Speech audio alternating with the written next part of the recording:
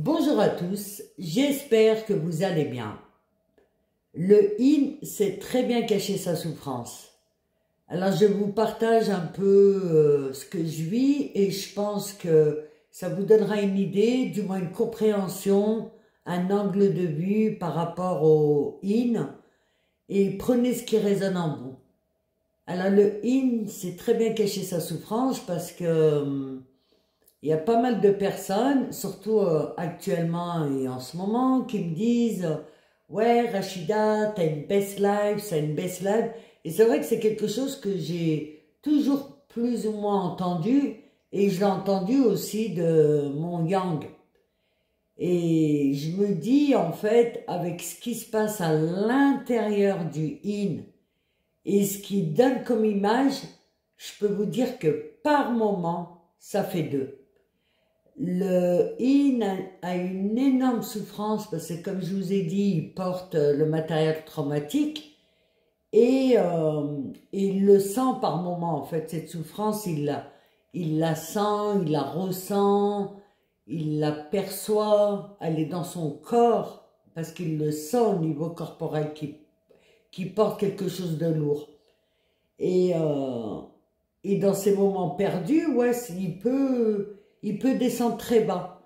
Dans ces moments où il est seul avec lui-même, il peut vraiment toucher j'allais dire la matière de l'existence, la souffrance.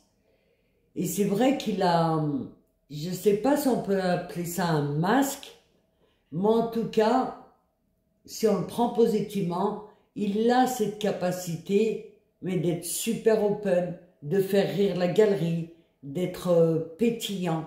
Et c'est quelque chose, c'est comme s'il était relié à quelque chose de plus grand sans vraiment le savoir. Et parce qu'il y a cette notion aussi de joie de vivre, je pense que quelque part il la porte. Et je pense qu'il doit porter ces deux polarités à la même intensité.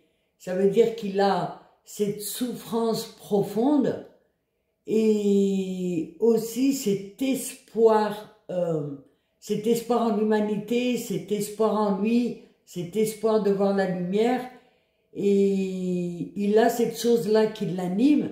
Et d'ailleurs, souvent, il peut vieillir et pas sentir l'âge, pas sentir le temps.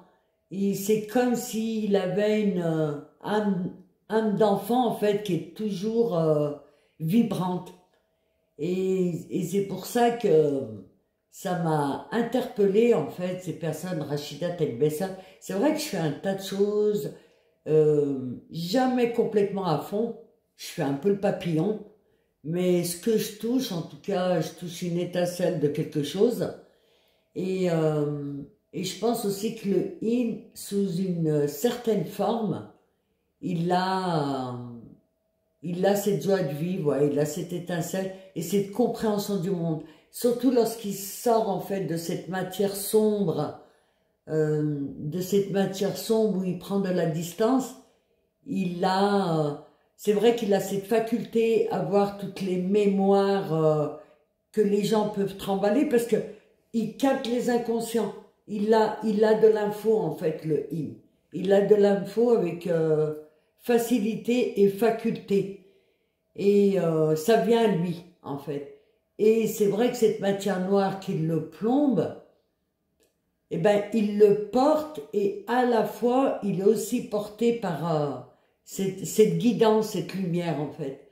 Et c'est ça que je voulais un peu vous exposer aujourd'hui parce que je me dis ce que vous voyez du yin, vous voyez pas son intérieur en fait. Et voilà, c'est ce que j'allais vous dire. Vous voyez pas la manière dont il a été brisé. Mais si on le prend positivement, bon après certains vont l'appeler masque, vont l'appeler self-control, je ne sais trop quoi. Et c'est vrai qu'il a un côté où son image est importante. En tout cas, l'image de la joie de vivre, c'est important. Et, et à la fois, il a cette profondeur, cette compréhension des choses lorsqu'il sort du sombre, hein, parce qu'une fois qu'il est dans le sombre, il l'est réellement.